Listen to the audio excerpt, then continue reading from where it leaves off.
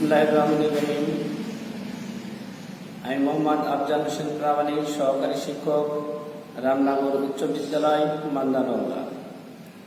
আজকে আমি ষষ্ঠ শ্রেণীর ইংরেজি দ্বিতীয় পত্র থেকে আলোচনা করব। আজকে যে আলোচনা করব সেটি হলো টেন্স। প্রিয় শিক্ষার্থী বন্ধুরা, আজকের অনলাইন ক্লাসে তোমাদের স্বাগত।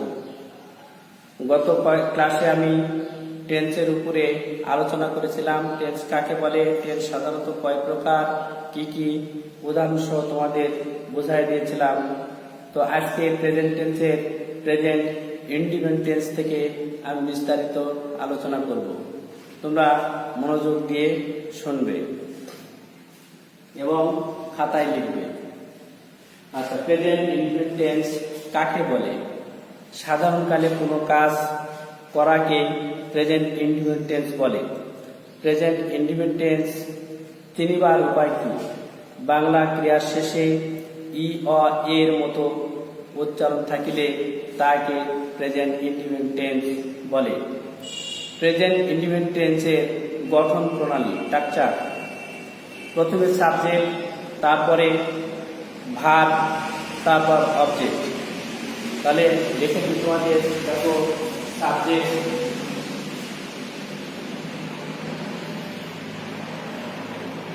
সাবজেক্ট প্লাস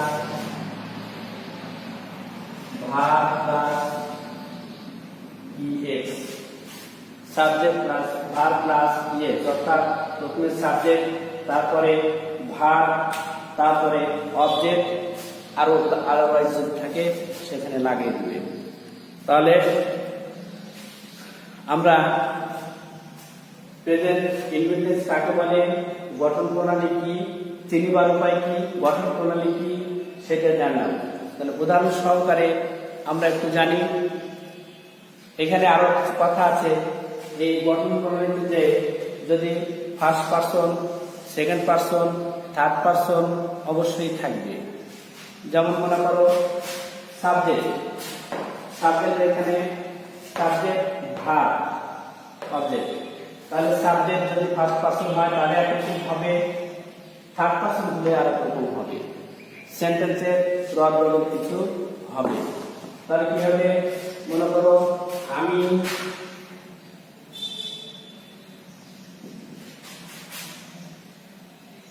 মাছ ধরি। তাহলে গঠন প্রণালী মোতাবেক কি হবে,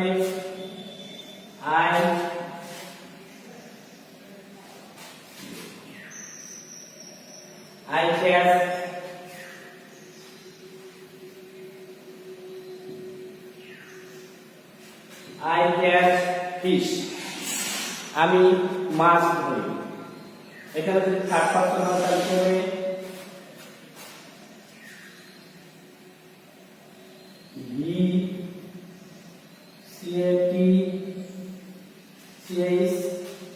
এইখানে এস লাগাতে হবে। Catch, FIS, fish, I catch fish. আর হি ক্যাচ ফিশ। ঠিক আছে? তাহলে কি বুঝলেন? এখানে হচ্ছে থার্ড পারসন যায় এস বা ইএস যোগ করতে হবে, আর ফার্স্ট পারসনের মূল ভাগের সঙ্গে কোনো কিছু যোগ হবে না। আই ক্যাচ ফিশ, আর থার্ড পারসনে হি ক্যাচ ফিশ। বুঝতে পারছো তোমরা? এখন তোমাদের আর একটি কথা বলি। এই প্রেজেন্ট ইন্ডিফিনিট টেন্সের আরো কয়েকটি রুলস আছে। সেটা হলো কি, অ্যাফারমেটিভ, নেগেটিভ, ইন্টারগেটিভ। কটা হলো? তিনটা হলো, তাই না? তো অ্যাফারমেটিভটা মূলত এই অ্যাসাইভমেন্ট মানে এই সাধারণ বাক্যের মতোই, আর নেগেটিভ এবং ইন্টারগেটিভ। নেগেটিভ কিভাবে হবে? নেগেটিভ হলো সাবজেক্টের পরে বা কর্তার পরে যখন ডু বা ডাস, নট বসালে, অক্সিলারি ভার্বের পরে নট বসাতে হবে, তাহলে নেগেটিভ হবে। আমি উদাহরণ দিয়ে বুঝা দিচ্ছি।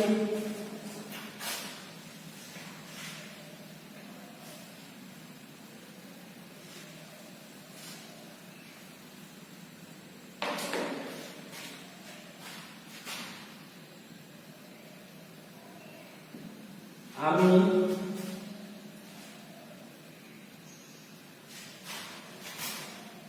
লিখি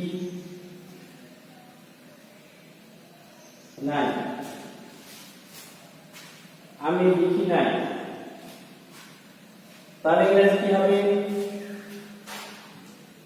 I do not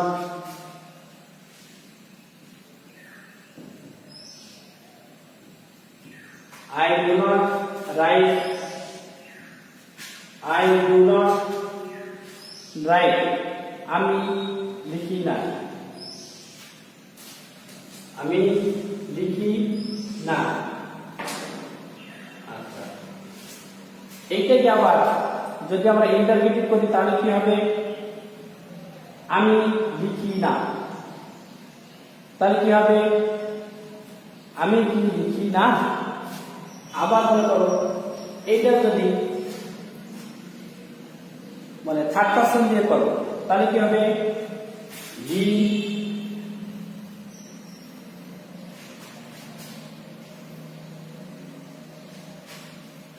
does not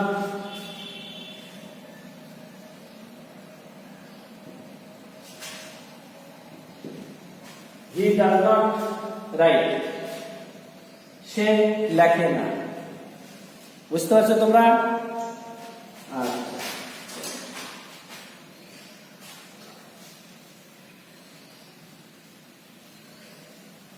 এবারে নেগেটিভ গেল, এবার নেগেটিভ গেল। এবার ইন্টারগেটিভ। ইন্টারগেটিভ সেন্টেন্স কাকে বলে? যখন কোনো কর্তাকে প্রশ্ন করা হবে। কিরকম প্রশ্ন? তুমি কি গান গাও? তুমি কি মাছ ধরো? তুমি কি ভাত খাও? কি দ্বারা? যখন প্রশ্ন করা হবে সেটা হচ্ছে ইন্টারগেটিভ সেন্টেন্স। যখন সেন্টেন্সের মধ্যে, বাক্যের মধ্যে কি উচ্চারণ থাকবে তাহলে বুঝে নিতে হবে এটা ইন্টারগেটিভ সেন্টেন্স। তাহলে দেখো,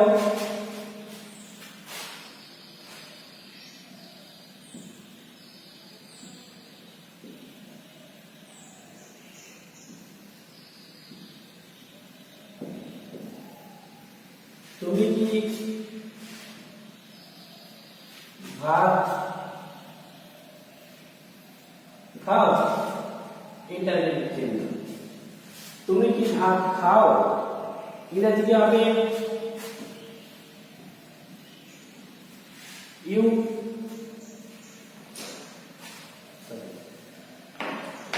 তুমি কি ভাত খাও?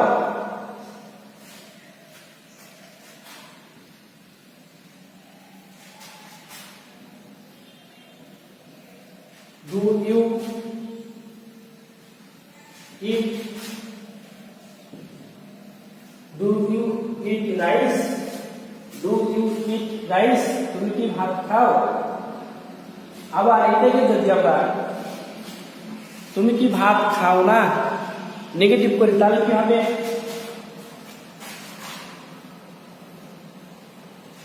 Do you, তুমি কি ভাত খাও না? Do you not eat rice? বুঝতে পারলে তোমরা? তুমি কি ভাত খাও না ইন্টারগেটিভ নেগেটিভ যদি হয় তাহলে দিবে do you not rice? তুমি কি ভাত খাও না। আর যদি এমনি সরাসরি প্রশ্ন করা হয় তাহলে কি হবে? তুমি কি ভাত খাও? Do you eat rice? বুঝতে পারলে সবাই? যদি বুঝতে না পারো তাহলে আগামী ক্লাসে জিজ্ঞাসা করবে, তাহলে আজকের মতো আমি ক্লাস শেষ করতে যাচ্ছি। তাহলে আমরা আজকে শিখলাম কি টেন্সের প্রেজেন্ট ইনডিফিনিট টেন্স।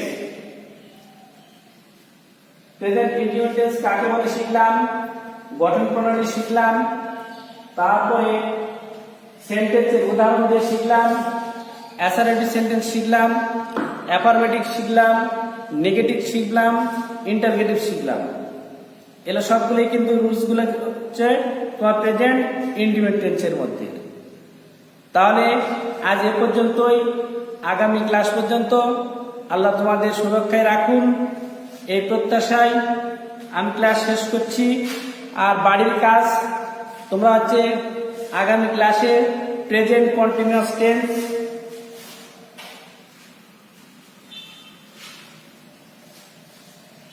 খাতায় লিখে নাও।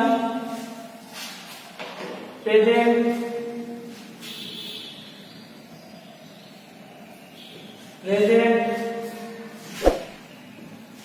কন্টিনিউয়াস টেন্স কাকে বলে? প্রেজেন্ট কন্টিনিউয়াস টেন্স কাকে বলে? এর যে কটি রুলস আছে তোমরা দেখে আসবে। আমি আগামী ক্লাসে তোমাদের বিস্তারিত ভাবে বুঝাই দেব। তাহলে আজ এ পর্যন্তই, সবাই ভালো থাকো, আল্লাহ হাফেজ।